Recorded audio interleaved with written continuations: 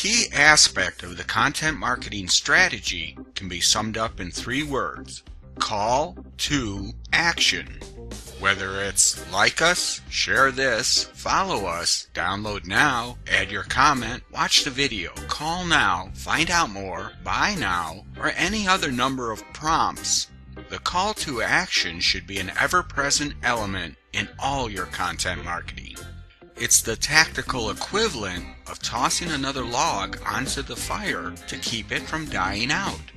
Except in this case, you're trying to preserve the momentum you've gained after getting someone into the buying cycle.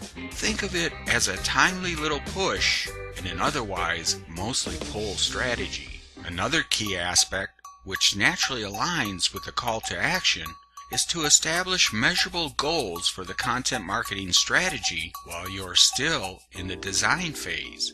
And then, of course, monitor your progress for achieving them as you move along. This requires a determination of what metrics, for whom, and in what stage of the buying cycle. The main objective is to zero in on what matters most to each stakeholder. For example, in the early stages, the social media team might want to test awareness by monitoring the traffic to your blog or website, or perhaps gauge interest level with metrics like social sharing, downloads, subscribers, comments, PR mentions, and time spent on the website. A word of warning, however, keep in mind there's such a thing as measuring too much. It's important to evaluate which metrics are most relevant or useful for managing your content marketing strategy. And if it's a new initiative, you'll also want to recognize the time factor involved for gaining that initial awareness and traction. Now, let's change the circumstance to the mid and late stages, with the Chief Marketing Officer as the stakeholder.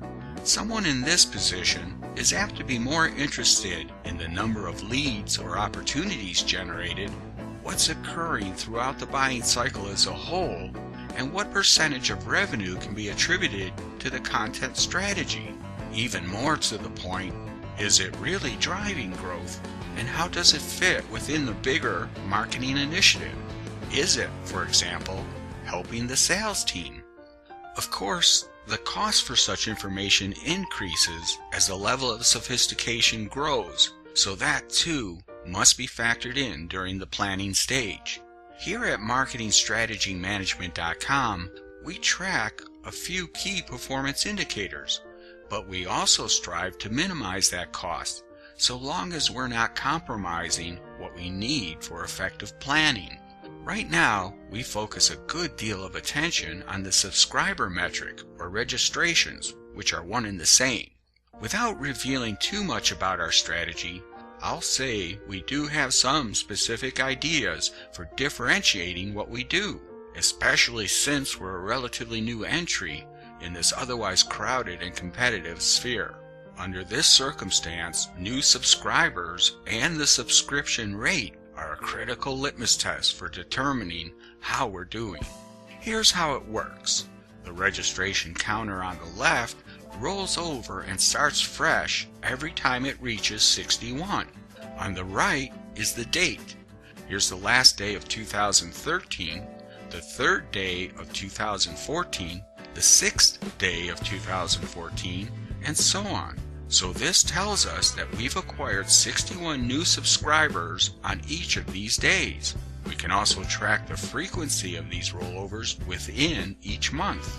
With this as a reference, let's do a quick walkthrough of 2014. Bear in mind, these are actual, verifiable results. Here's January of 2014, which actually includes the last day of 2013 at the bottom. This particular trend is a continuation of where we left off from the year before. February, March, and April are pretty much the same in terms of it being a steady stream of new subscribers. Starting in May, there's a slight uptick in the subscription rate, which runs through June, July, and August. It's worth noting that we don't use any kind of prompt, like a pop-up screen, to urge visitors to register. We strictly rely on the merits of the content to motivate it. In other words, it's a purely organic response. As we enter September, you'll notice the frequency of the rollovers have begun to increase. In fact, it now takes more than one screen to reveal them.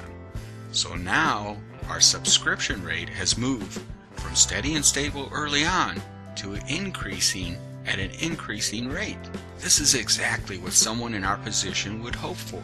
We also see this in November and December as well. Before we finish, there's one last reveal with regard to this metric. In the first half of January 2015, we had our maiden experience of 2 rollovers in one day.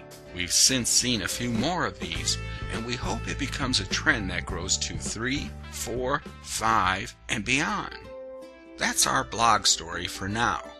Marketing, which covers concepts, tools, and techniques. Strategy, purpose-driven. Management, results-oriented.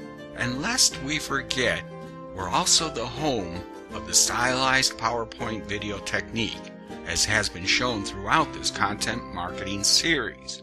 To learn more about any aspect of our endeavor, check out our Services tab on the blog, or contact Ken at marketingstrategymanagement.com. We always love to hear from you.